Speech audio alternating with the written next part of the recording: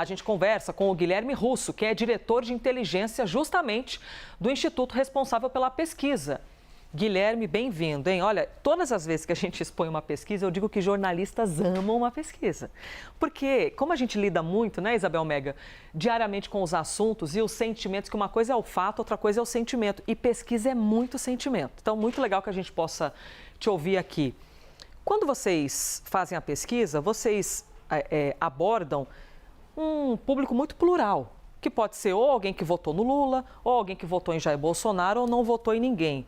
E a resposta nos chama a atenção quando a gente vê que a maioria acredita que existe um erro, né, em relação à postura dos Estados Unidos aqui. Quero te ouvir sobre isso, por favor. Bem-vindo, hein, ao Live. Bom dia, Elisa. Bom dia, Isabel e todo mundo assistindo o Live CNN. Essa pesquisa, acho que o grande fato, né, que aconteceu, o evento que aconteceu nos últimos dias foi a carta, né, com as novas tarifas do Trump dos Estados Unidos em relação ao Brasil. A pesquisa, digamos, até deu sorte. A gente estava indo para campo, conseguindo fazer essas perguntas de um tema muito complexo, né? Porque teve a carta, aí tem uma questão política, tem a questão econômica, tem até a questão de redes sociais. Tem muitas perguntas a serem feitas. E aí, Elisa, você chamou a atenção num ponto que eu acho que é muito relevante. A gente tem que lembrar, a gente vive num país muito polarizado. Então, muitas das nossas perguntas acabam sendo 40% acha uma coisa, 40% acha outra e 20% não sabe muito bem. Mas o primeiro resultado que você mostrou é muito claro: 72% dos brasileiros são contra, né, essa imposição de tarifas por uma questão política, como foi feita pelo governo americano. Ou seja, 3 a cada 4, né, aproximadamente 3 a cada 4 brasileiros são contra. Ou seja, já não é uma divisão 40-40, 50-50. A gente, na verdade, tem uma maioria muito expressiva mostrando ser contrário a essas novas tarifas. Só que o que a pesquisa também mostra é muito interessante, porque apesar da pesquisa mostrar o efeito que isso vai ter, né, uma pequena melhora na aprovação do governo Lula, não quer dizer que o Lula estava certo em tudo, né? Os brasileiros reconhecem que o posicionamento do BRICS foi parte fundamental. A gente tem, né, jornalistas, vocês reportando como foi justamente o BRICS que, de certa forma, um gatilho ali para o Trump também impor isso ao Brasil. Então, o governo tem certa culpa, o Trump exagerou, né? Os brasileiros são contra esse novo tarifaço, mas no frigir dos ovos, né, o que acontece no final é que a gente viu um pequeno grupo, né, 3% da população, começando a aprovar o governo, ou seja, a resultante isso foi bom para o Lula, comparado, né, ao que estava vindo. A gente vinha numa tendência de queda da aprovação de janeiro até aqui, dessa vez a primeira pesquisa deste ano, que a gente mora uma melhora na aprovação, ou seja, foi até bom para o governo Lula.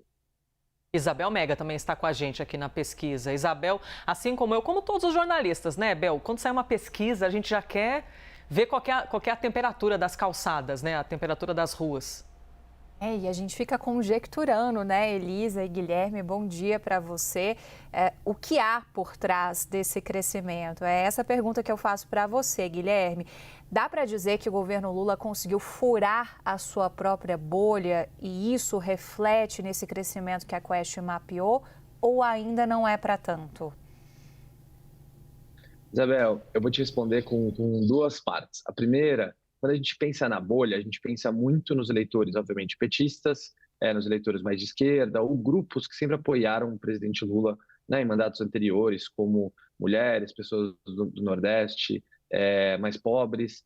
E o resultado da pesquisa, na verdade, ele não mostra tanto que foi nesse grupo da bolha, né? Mostra justamente um outro grupo que está melhorando essa aprovação. E é um grupo de pessoas não tão à direita, não tão à esquerda, é um grupo mais sem posicionamento.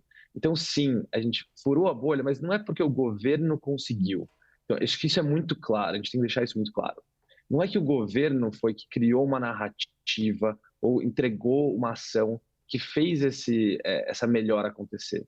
Isso está muito ligado, na verdade, a uma ação do governo americano, do presidente americano, que está impondo essa tarifa, e aí isso tem impacto, né, num grupo da sociedade que não necessariamente é tão interessado por política, ou não é que é o grupo que sempre apoia o presidente Lula. É um grupo que reage e fala, pera, o que está acontecendo ali está errado, o Lula está certo, né, nessa posição da reciprocidade, de também colocar tarifas, que a gente tem que, né, a questão da soberania, do respeito.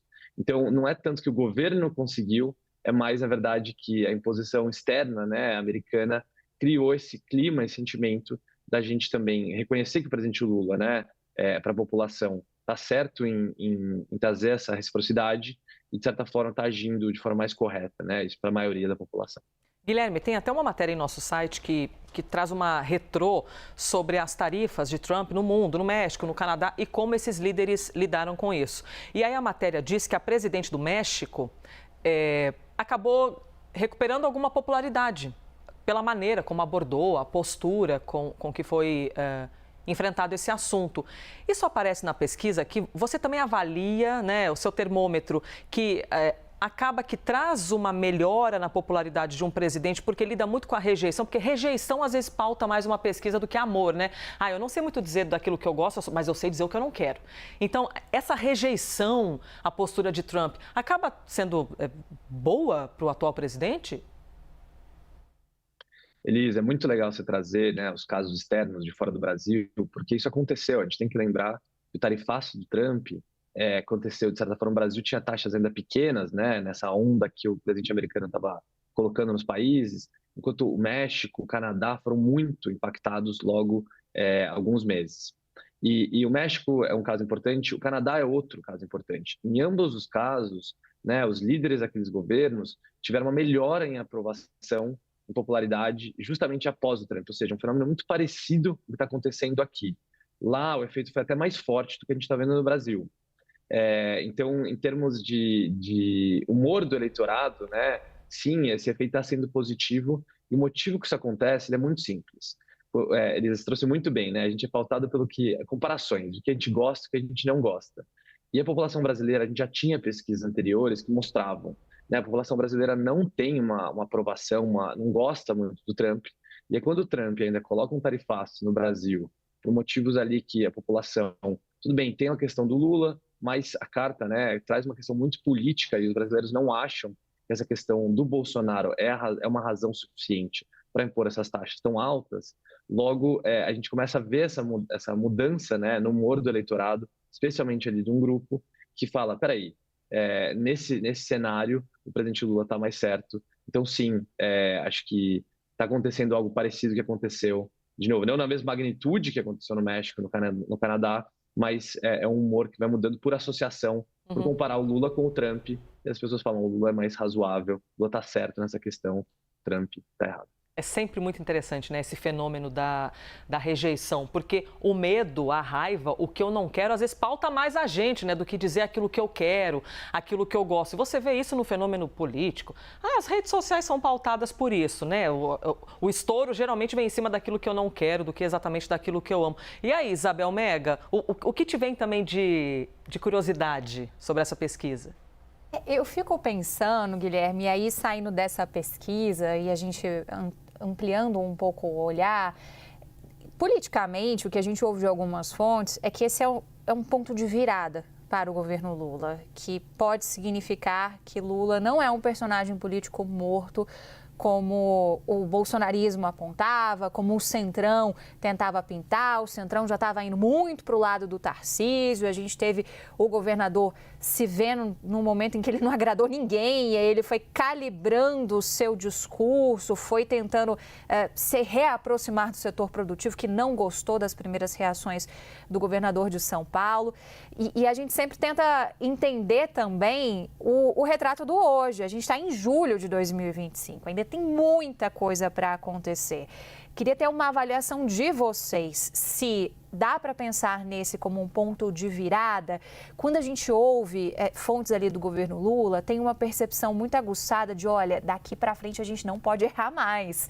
A gente tem que mirar aqueles 40% de aprovação. Então, eles estão conseguindo chegar perto. O que vai ditar se é um ponto de virada ou não? E a força desse personagem político que é Lula para 2026, frente a esses outros nomes que vão surgindo nesse tabuleiro político? Isabel, primeiro vamos falar sobre a questão do próprio governo, né? Como o governo está muito focado na aprovação, e está certo, o governo tem que focar na aprovação, acho que esse é um momento, sim, de quebra de tendência. Acho que a gente tem que usar essa palavra. A gente vinha numa tendência de queda, de novo, desde janeiro. O que a gente está vendo é que essa pesquisa não seguiu a tendência, pelo contrário, começa a mostrar uma melhora.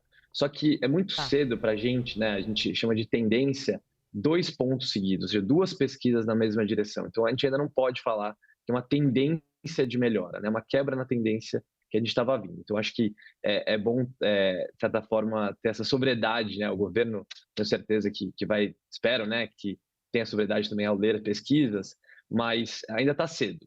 E por que eu estou dizendo também que acho que é um momento de sobriedade? Porque pesquisas mostram também que o governo não necessariamente conseguiu essa popularidade por conta daquela campanha, né, da disputa com o Congresso, por conta da discussão ali da justiça tributária, né, de taxar os super ricos. Ou seja, não é tanto que o governo conseguiu produzir isso.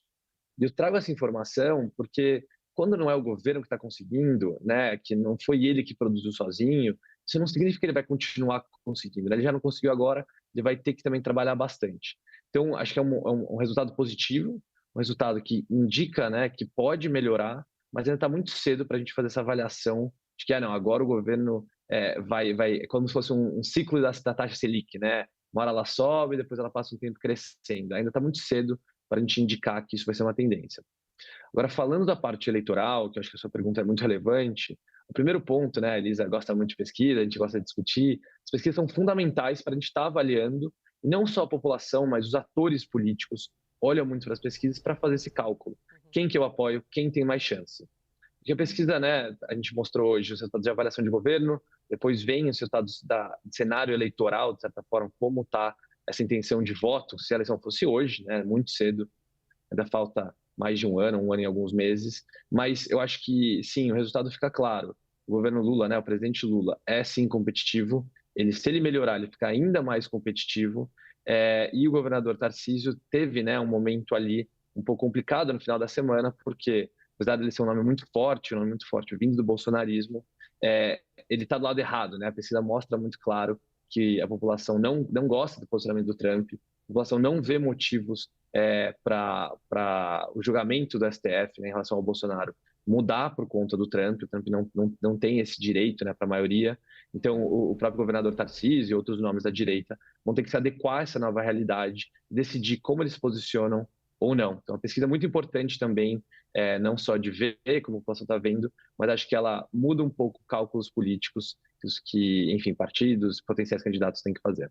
Muito bom ouvi-lo, hein? Obrigada demais pela entrevista, Guilherme Russo, diretor de inteligência da Quest, entendedor dos números dessas pesquisas. Obrigada, Guilherme.